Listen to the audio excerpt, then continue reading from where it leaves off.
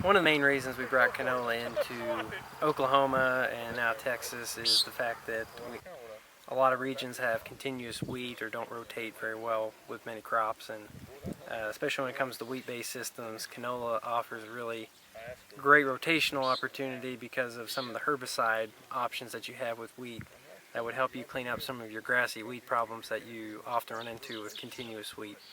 The other thing too is, unlike wheat, canola's got several different traits available. So we've got Roundup Ready is very popular, but then we also have Clearfield wheat, and then some of the varieties have SU or CERT trait, which stands for sulfonylurea tolerant varieties. I'm trying to show and demonstrate the benefits of canola, which will fit well in a wheat rotation, and there's some other options as well, such as a sorghum wheat fallow system or a sorghum canola fallow system as well.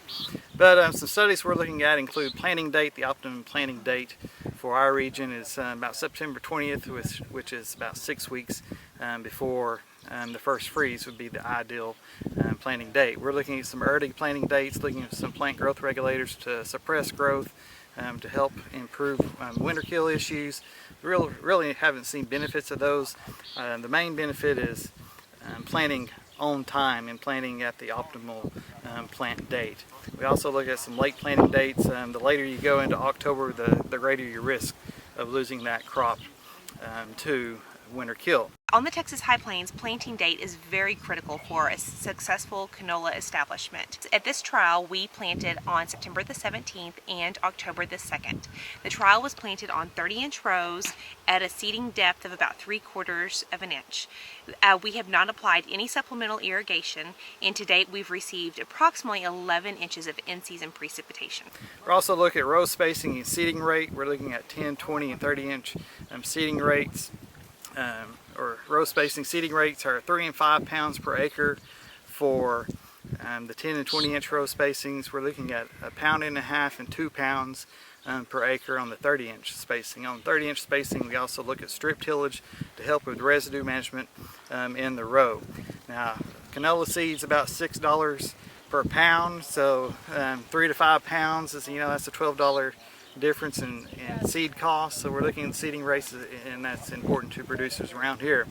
Kind of really typical seed row spacings we see in our region is using a planter, going with 30-inch spacings, and some advantages that we hear from our growers using a planter is it allows for more uniform planting, better depth control, and generally see some better stand establishment using a planter. But there can be yield drag with that 30-inch row spacing. Now we've seen usually 15-inch or 10-inch spacing with using drills and fertility programs for that. Some will put fertility down every other row on 15-inch spacing. So if they're air seeder or drills on 7.5-inch spacings, they'll alternate seed and fertilizer. That allows for pre-plant fertilizer placement. With harvesting, so two popular methods are swathing, which will swath it down, which is similar.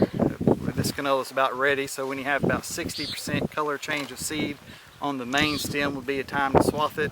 And other farmers are finding that they can direct harvest. Of course, there's a risk of losing that crop to shattering the longer it stays in the field, but some have used chemicals to use as a desiccant on canola and direct harvest. But we see a nice benefit for wheat that follows canola. We've seen a 10 to 15% increase in wheat following canola, and we're continuing that research. But just as with any other crop, crop rotation is kind of, you could say, supreme or far superior to a monoculture system.